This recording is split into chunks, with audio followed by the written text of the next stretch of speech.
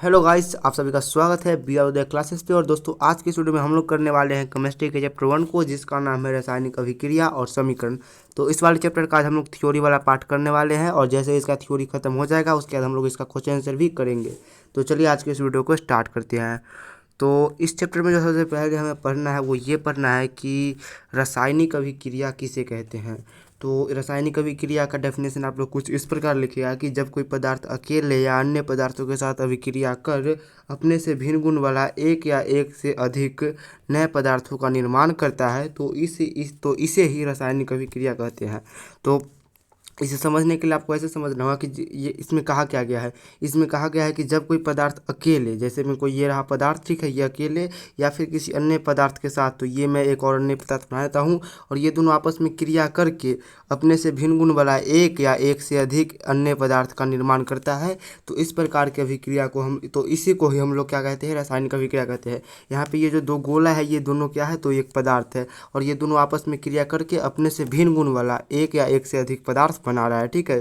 तो होप कि आप लोग को ये समझ में आ गया होगा और आप लोग इसको नोट कर लेना। उसके बाद जो है वो दो पॉइंट है कि इसमें जो भाग लेने वाले पदार्थ होते हैं उसे अभिकारक कहते हैं, और इसके फलस्वरूप जो नए पदार्थ बनते हैं उसे प्रतिफल कहते हैं। जैसा कि मैंने अभी आप लोग को बताया कि कोई पदार्थ आपस में या किसी अन्य पदार्थ के साथ मिलकर के एक नए पदार्थ या एक से अधिक नए पदार्थ का बनाता है, ठीक है। तो इसमें भाग ले रहे हैं, यानी कि इसमें जो ये दोनों पहले जो मिल करके बना रहे हैं इनको हम लोग कहते हैं अभिकारक, और इन दोनों के क्रिया के स्वरूप जो बन रहा है यानी कि ये वाला, इसको हम लोग कहते हैं प्रतिफल, ठीक है। तो सबसे पहले हम लोग, एक मिनट मैं इसको हटा दूं, ठीक है। तो ये जो दोनों भाग ले रहे हैं इसको कहते हैं अभिकारक, और ये जो इनके फलस्वरूप बन रहा है इनको कहते हैं प्रतिफल। होप कि आप लोग को ये दोनों पॉइंट क्लियर हो गया होगा। एंड देन जो उसके बाद हमें पढ़ना है वो ये पढ़ना है कि रासायनिक अभिक्रिया की कुछ विशेषताएं होती हैं, उन विशेषताओं के बारे में पढ़ना है। तो सबसे पहला विशेषता है गैस की उत्पत्ति। तो कुछ ऐसी रासायनिक अभिक्रिया होती है जो होता है ना, तो उसमें से गैस भी निकलने लगता है, ठीक है। तो पहली विशेषता हो गई गैस की उत्पत्ति। उसके बाद जो दूसरी विशेषता है वो ये है अवक्षेप का बनना, यानी कि कुछ ऐसी अभिक्रिया होती है जिसके फलस्वरूप अवक्षेप बन जाता है। अब ये अवक्षेप क्या होता है मैं आगे आपको बताऊंगा, ठीक है। उसके बाद जो है वो तीसरा नंबर है पॉइंट की ताप में परिवर्तन। तो बहुत सारी ऐसी अभिक्रिया होती है जिसमें ताप बदलते और बिगड़ते रहता है, जैसे कि बर्फ़ का जमना, बर्फ़ का पिघलना, इसमें तापमान बढ़ते और घटते रहता है, ठीक है। तो ताप में परिवर्तन भी होते रहता है। उसके बाद जो नेक्स्ट पॉइंट है वो है कि रंग में परिवर्तन। तो बहुत सारे ऐसे अभिक्रिया होते हैं जिसको अगर आप लोग कराओगे तो उसमें रंग परिवर्तन हो जाएगा, जैसे कि बहुत सारे अभिक्रिया होते हैं। उसके बाद जो लास्ट है वो ये है कि अवस्थाएं परिवर्तन। तो बहुत सारे ऐसे अभिक्रिया होते हैं जिसमें अवस्थाएं परिवर्तन हो जाता है, जैसे कि हाइड्रोजन और ऑक्सीजन का आप लोग अभिक्रिया कराओगे तो इसके फलस्वरूप बनेगा H2O यानी कि जल। तो हाइड्रोजन यहाँ पे गैस अवस्था में है और ऑक्सीजन भी गैस अवस्था में है, और जब इन दोनों का अभिक्रिया हो जाता है तो वो बन जाता है H2O यानी कि जल, और जल जो होता है वो द्रव्य अवस्था में होता है, तो अवस्था में भी परिवर्तन हो जाता है, ठीक है। तो होप कि आप लोग को ये समझ में आ गया होगा।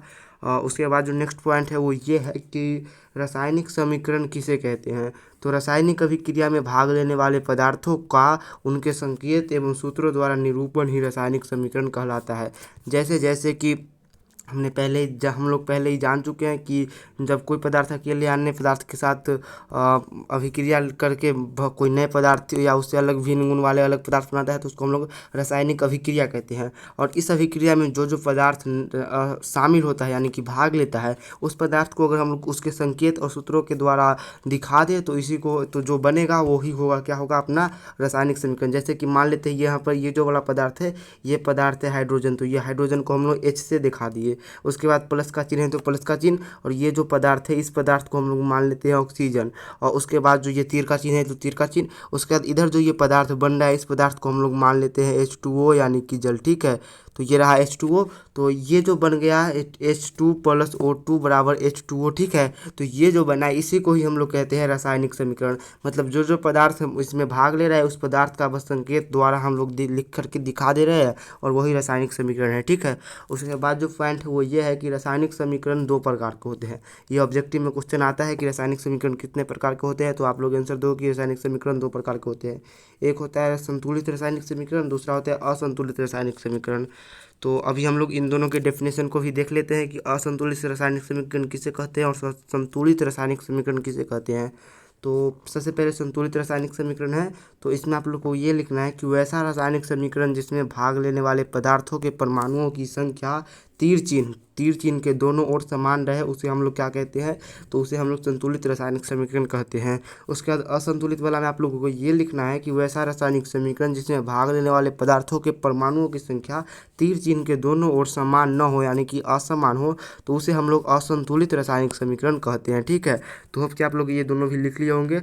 उसके बाद जो आप लोग का है वो नोट है कि एक नोट है ये, और ये नोट से 1 नंबर का ऑब्जेक्टिव क्वेश्चन लगभग हर साल आता है कि साग सब्जी का विघटित होकर कंपोस्ट बनना एक ऊष्माक्षेपीय अभिक्रिया है। तो हर साल ये क्वेश्चन आता है कि साग सब्जियों का विघटित होकर कंपोस्ट बनना कैसी अभिक्रिया है। तो आप लोग याद रखना कि ये अभिक्रिया है ऊष्माक्षेपीय अभिक्रिया। अब ऊष्माक्षेपीय अभिक्रिया क्या होता है ये भी मैं आप लोग को बताऊँगा। उसके बाद जो हमें टॉपिक मिला है वो ये है कि रासायनिक समीकरण लिखने के नियम। तो रासायनिक समीकरण लिखने के 3-4 नियम होते हैं, उस नियम को भी हम लोग जान लेते हैं। तो सबसे पहला नियम होता है कि अभिकारकों को तीर चिन्ह के बाईं ओर लिखा जाता है। अब हम लोग सभी जानते हैं कि अभिकारक किसको कहते हैं, तो जो भाग लेता है अभिक्रिया में उसको अभिकारक कहते हैं। मान लीजिए ये है अभिकारक और ये है तीर चिन्ह, तो इसको हमेशा हम लोग क्या बाईं ओर ही लिखेंगे, ठीक है, इस साइड नहीं लिखेंगे। उसके बाद है कि उत्पादों को तीर चिन्ह के दाईं ओर लिखा जाता है। तो ये रहा तीर चिन्ह, और हम लोग जानते हैं कि जो फलस्वरूप बनता है अभिक्रिया के उसे हम लोग कहते हैं उत्पाद या प्रतिफल।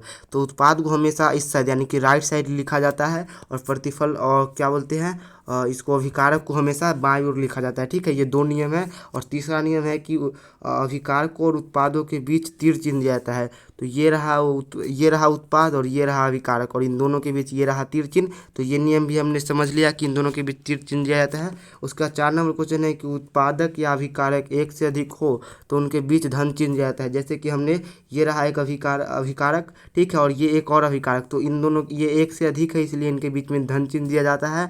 और वैसे ही ये रहा एक प्रतिफल और ये रहा एक और प्रतिफल, तो इन दोनों के बीच भी ये धन चिन्ह दिया जाता है। ठीक है, तो ये 4 नियम थे। उसके बाद एक और नोट है कि यहाँ तीर की दिशा यह बताता है कि अभिक्रिया किस दिशा में हो रही है। जैसे कि ये रहा एक अभिकारक, ठीक है, और ये तीर का चिन्ह इस दिशा में दिए, और ये रहा प्रतिफल। इसका मतलब ये है कि ये तीर का चिन्ह है, ये बता रहा है कि अभिक्रिया इस दिशा में हो रही है, इस साइड से इस साइड हो रही है। ठीक है, उसके बाद जो है और उसके बाद हमें पढ़ना है अब विभिन्न प्रकार की रासायनिक अभिक्रिया। तो इसको हम लोग कल वाले लेक्चर में देखेंगे। आज के लिए इतना ही।